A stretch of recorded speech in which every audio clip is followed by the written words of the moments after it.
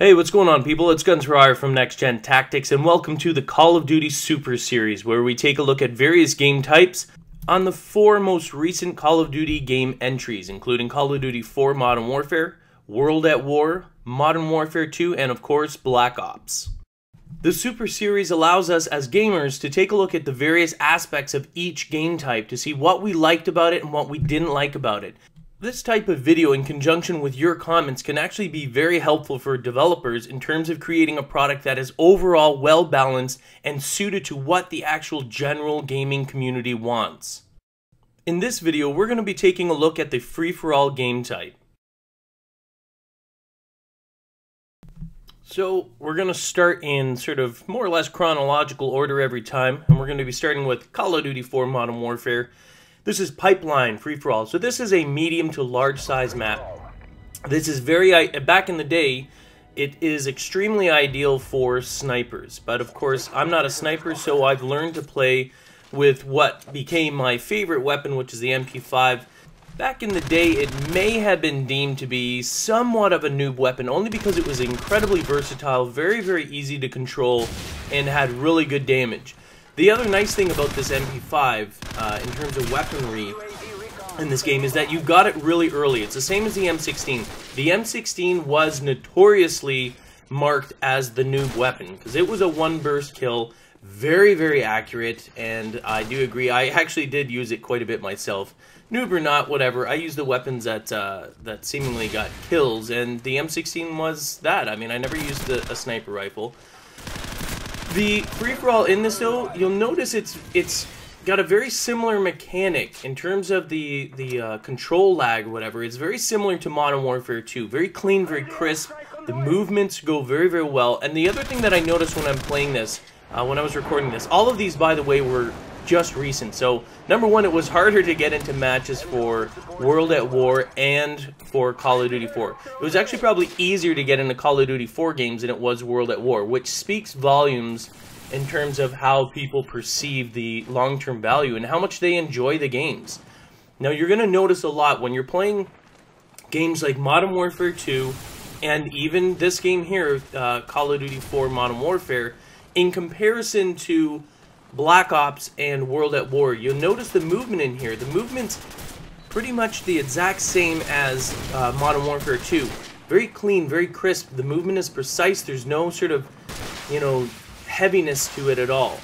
However, when you get into, say, World at War, and even in Black Ops, I mean, some of you may not necessarily notice it because, it's all modern weaponry, but Treyarch has a way of making their games where it's not quite like, a Killzone 2, if any of you guys have ever played that, or the best comparison is Battlefield Bad Company, DICE, the makers of that game.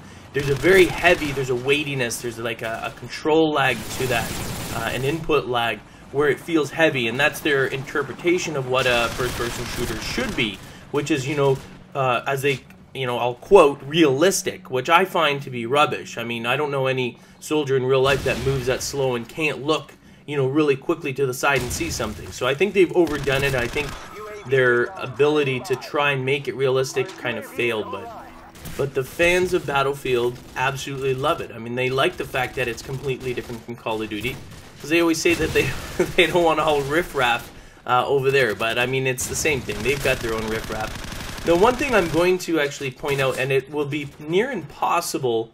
Oh yeah, by the way, knifing, very, very difficult in Call of Duty 4. Well, actually, not as difficult as World at War, but considerably more difficult than it is in Black Ops and Modern Warfare 2. But one thing I'm going to tell you right now, and I've told you guys this before on numerous occasions, but I have surround sound headsets. I've had a Triton AX Pro, and I also have the Astro A40s. So, believe me, I sound whore all the time, as it's called. And sound whoring, by the way, for those of you that don't know, is basically the ability to listen and use your sound to know exactly where the enemy is. Whereas most people you'll see will struggle. They'll hear some footsteps and they won't really know what side or where to actually look for this enemy. Whereas when you have a headset like a Triton AX Pro, you know exactly whether, like 360 degrees around you, you can pinpoint exactly where that enemy is, It makes the game a lot easier to kill, and it's more realistic. I mean, they say sound horror, but really, that's what the game is developed for. I mean, they create the game in, you know, surround sound for a reason, and that's to give you that realistic sort of feeling when you're playing it. And of course, some of us are able to take advantage of it, some of us are not because of costs. They are very expensive to get. Now, one thing I'm going to show you right here, this is what I actually do. I loved actually about Call of Duty 4, and I don't necessarily agree with all the changes that they've made in, number one, Modern Warfare 2, and then again in Black Ops, where there's multiple kill streaks. I think what happens is all these kill streaks and this customizable kill streak stuff kind of takes away from the gameplay itself. When you played Call of Duty 4, no matter what, there was UAV, there was an airstrike, and there was a helicopter.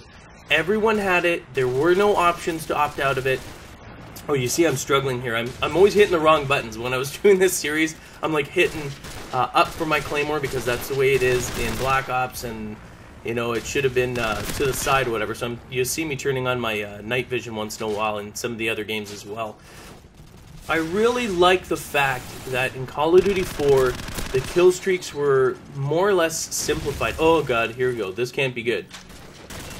We got... Oh, I was going to say I got a sniper rifle. That's probably not a good idea.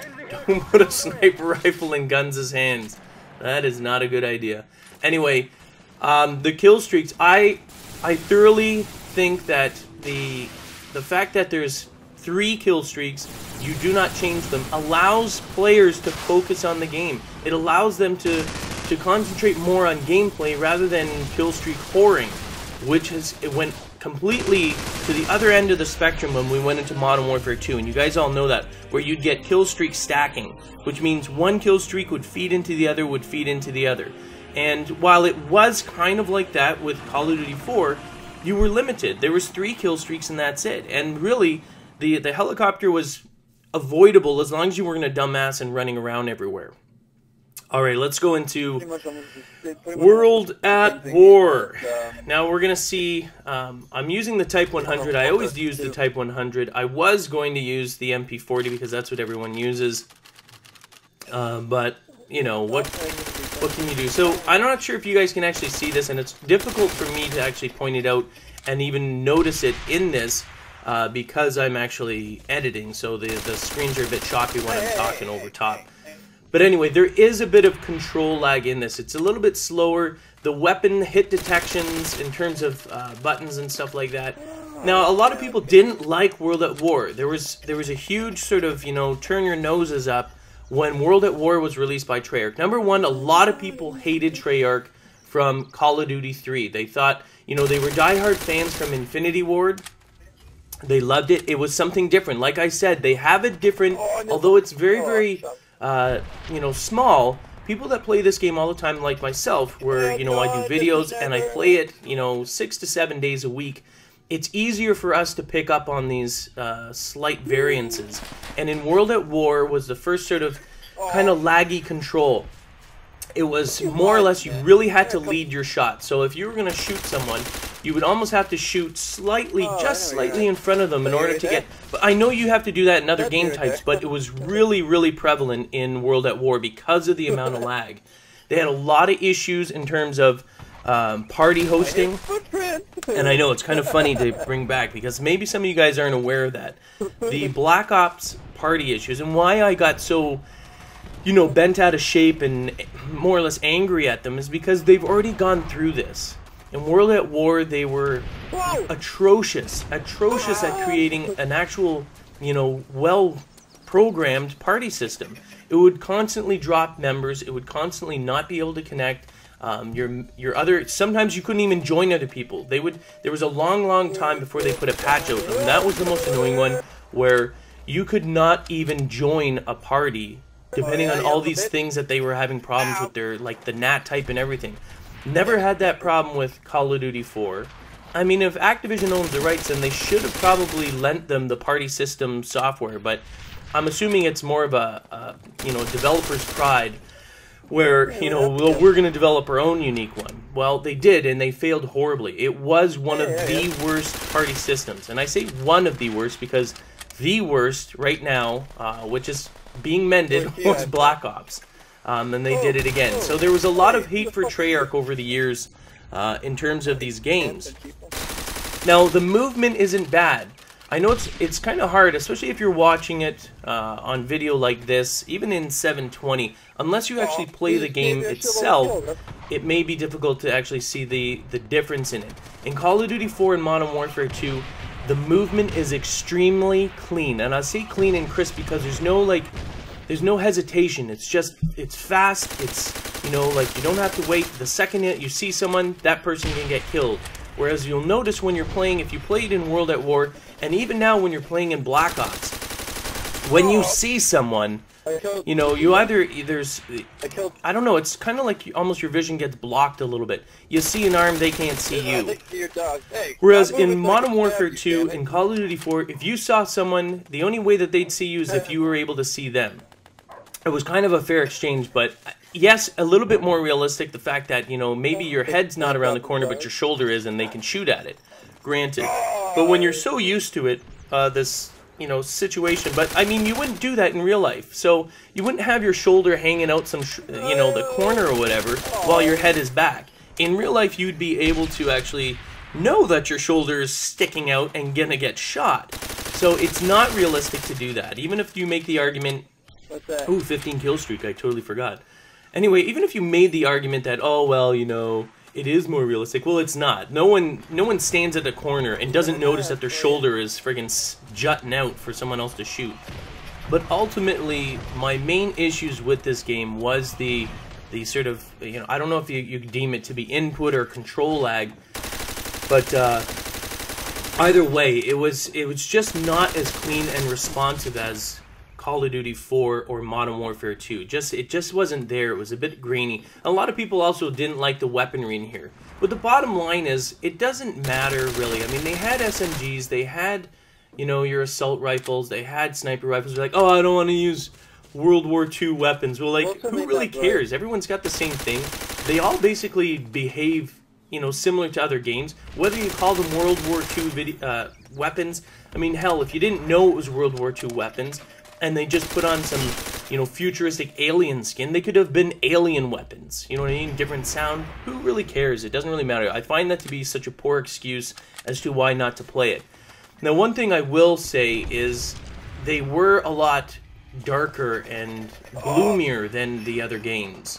And they kind of bring that back again with Black Ops. If you notice, you know, if you compare the visuals and the colors used in Modern Warfare 2 in comparison to Black Ops seems a bit grainier, a little bit dirtier, you know what I mean? Something about it, it's not like super bright, it's not colorful, it's kind of like it's almost got this, just like this, like what you're looking at here, World at War, where it's, you know, although this one is making day, so this is one of their bright ones, but in the other maps, you tend to see this darkness, this kind of gloominess, this graininess to the actual visual.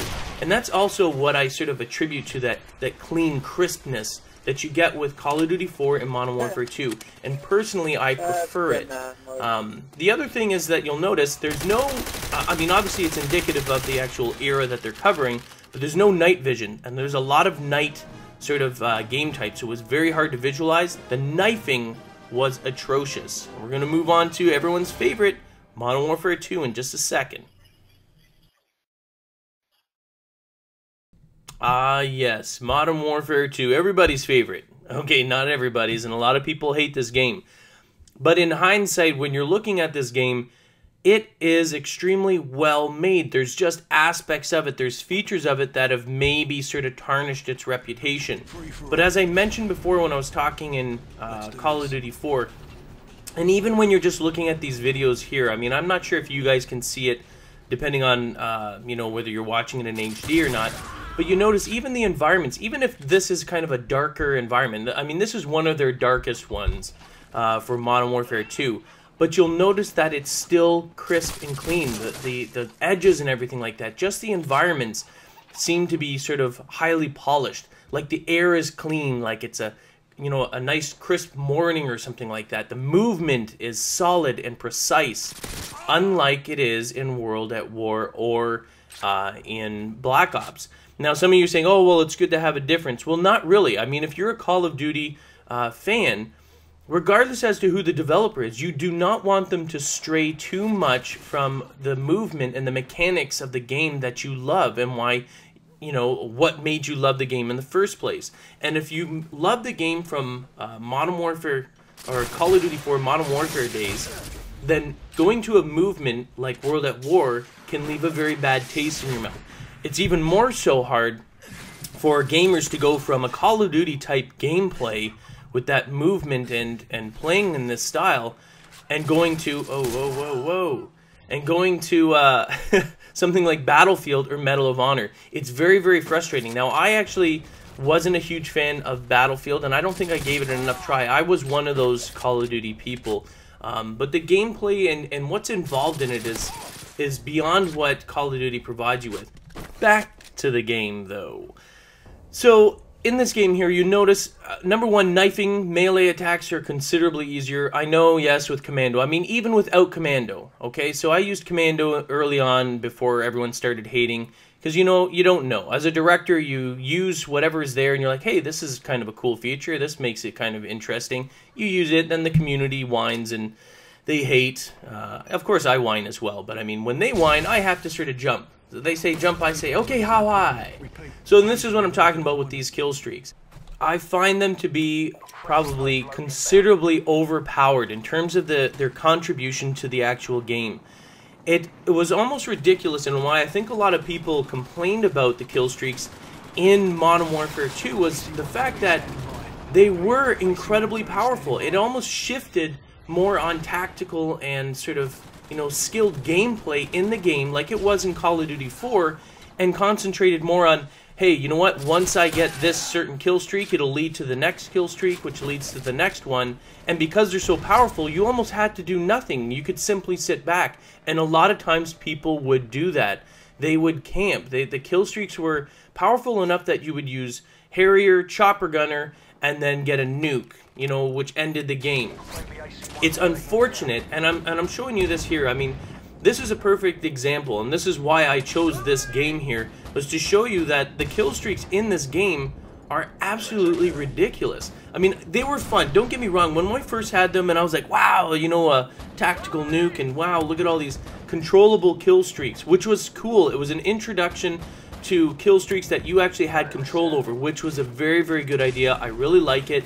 Unfortunately, you know, they talk about balance, and I think it takes away from the gameplay. You more or less, you know, kill streak horror or camp. You find a lot more campers using cheap tactics just to get that kill streak unlocked, because once it's unlocked, all hell is friggin' unleashed. And then you just sit back and you get the kills and win the game from doing nearly nothing. I mean, get up to 7 kills, sit back and watch the magic happen. I mean, that's, you know what I mean? So it's taken it away, and sometimes the kill streaks are so friggin' crazy in this game that the sky is just littered with friggin' people. Just littered with kill streaks and attacks and predator missiles and everything. It's almost like, you know what, is anyone actually playing the game? There we go, we got attack nuke or whatever, ending the game. So this is what I'm talking about. This is a perfect example of free-for-all and why people hated this game. It's just kill streak whoring, and then you get attack nuke, it ends the game. But other than that, the movement and everything was absolutely amazing. I love the movement that Infinity Ward does, and I don't know if we're ever going to get it back, which is a shame. They just needed to sort of make some tweaks, especially with weapons like noob tubes and rockets and scavenger. Anyway, let's move on. Okay, Black Ops. Black Ops, we're gonna do some free-for-all and array. I don't know how good this game was. Remember, I mean, I'm trying to get these games out as soon as possible for you guys. I'm not sure, and I didn't want to put, I shouldn't say I don't want to put too much effort. I like the idea of doing this so that you guys can actually see all 4 games and really see the differences, hopefully, in the videos and when we're going through this and as I talk. And I'm using the FAMAS, and a lot of people are like, stop using the FAMAS. I'm already getting that now, so I don't know if this is going to be deemed to be the M16. But really, the FAMAS is a fairly versatile and easy weapon to use in terms of firing because it's automatic, but it's weak as hell, man. Like, I mean, I do like the M16. I do like the M16 in this. I would probably love to use the FAL, but unfortunately a new introduction that Treyarch has brought into this game, I don't think they ever had it before in World at War, but they've introduced it in Black Ops, and I find it to be quite annoying, and it only affects a certain number of people, and because we are kind of limited in the numbers, our voices don't get heard. And believe me, Treyarch's not going to be listening to me since what we caused there a while ago in terms of getting the PS3 systems fixed and pounding on their door. I don't think they're big fans of NGT right now. That being said, the FAMAS were like, oh, stop using it, but you know, I've gotten to the point now when I create videos that I really don't care. It's not that I don't care about you guys, it's just there's always going to be people whining about this weapon and that weapon, and really I'm at a point now where I'm going to use whatever weapon I want to use in order to get kills. I'm not going to go around with noob tubes, but you know what, a weapon is only as good as the person that carries it. I would love to use the FAL, semi-automatic, and this is what I was talking about, but they introduced this limiter, and it was to punish the people that had turbo controllers.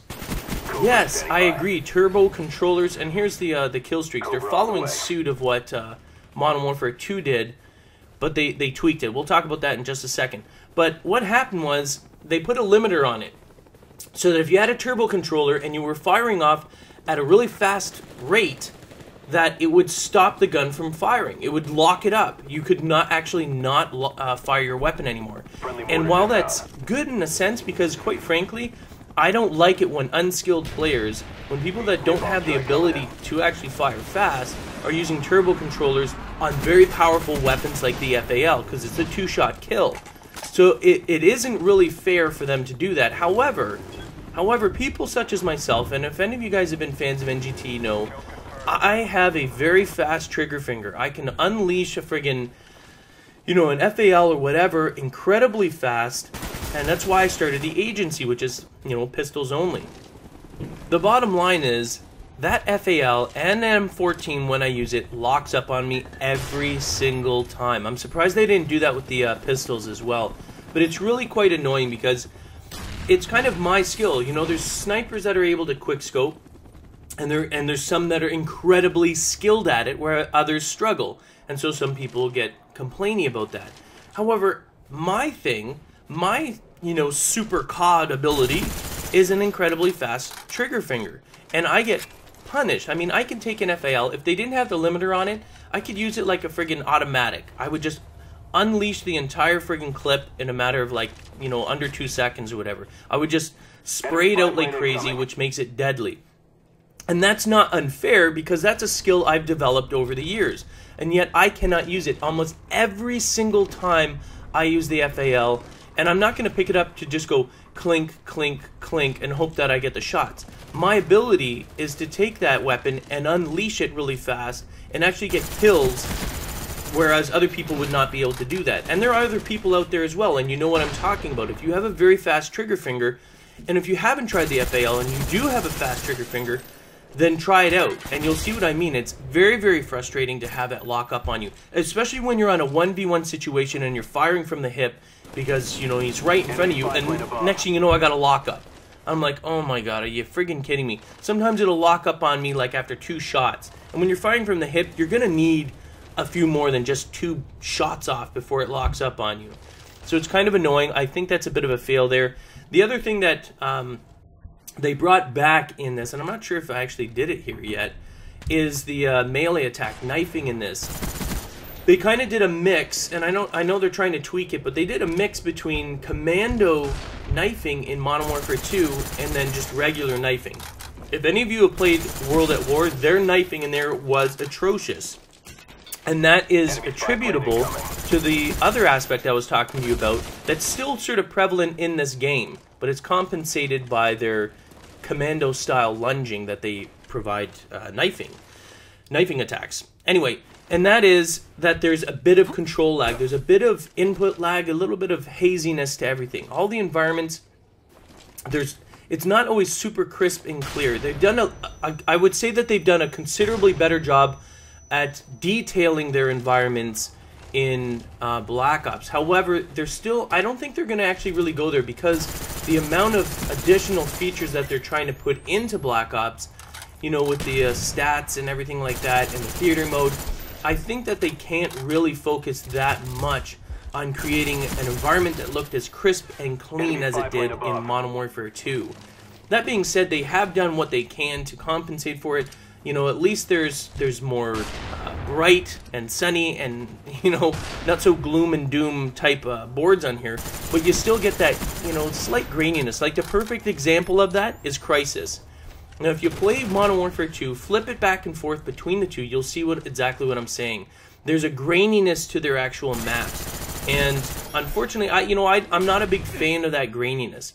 I love Call of Duty, and I think they have really picked it up in Black Ops. I think they've improved Treyarch has improved their movement and their sort of, you know, the environments and everything like that. And I like aspects of it. I like the fact that there's no stopping power. That's a big thing. So you can't, you know, take that advantage of overpowered weapons, put on Juggernaut, and then become Superman like what happened in World at War with MP40. It was an overpowered weapon. In conjunction with Juggernaut, you would be near unstoppable. And it became the noob weapon. It was truly a noob weapon, like the ultimate noob weapon. That being said, in here, I mean, they have eliminated that stopping power and Juggernaut, so you're forced to use other perks that increase your ability to actually get the job done. However, people are complaining, I believe, of Flak Jacket. It is not allowed in competition, and it's not allowed for a certain reason, is because it does make you near unstoppable. RC cars, grenades, any of that stuff there does not kill you. As long as it's not like a Semtex right on your balls, then you should be able to survive. Now, here's another problem. They've done a good job of not allowing kill streak stacking, which means, you know, using one kill streak and allowing those kills to advance you to the next kill streak. That is good. However, the sheer fact of the power of these kill streaks, again, I mean, I've said it before in videos, and believe me, I still use them. I don't care. You put them in the game, I'm not going to not select them simply because some people, and you know, whether they're trolls or not, saying, oh, well, that's overpowered, blah, blah, blah. I am not going to put myself at a disadvantage in this game because people feel they're overpowered. They're going to be used against me, I will use them. But the chopper gunner in this is ridiculous. The dogs are absolutely ridiculous. I remember at one point, and it's kind of insulting because I've never, you know, it's so impossible to do. I shouldn't say impossible, very, very difficult to do, but a well-timed knife will kill a dog. Really? Try that. Well, what if they improve the actual connection and the control lag on this game, then maybe a knife to a dog is possible. But other than that, you better damn well shoot the things because they will chew you to bits. That's the end of Free For All in the Call of Duty Super Series. I hope you guys enjoyed it. Stay tuned. We're going to have Deathmatch and Search and Destroy coming up as well. Peace.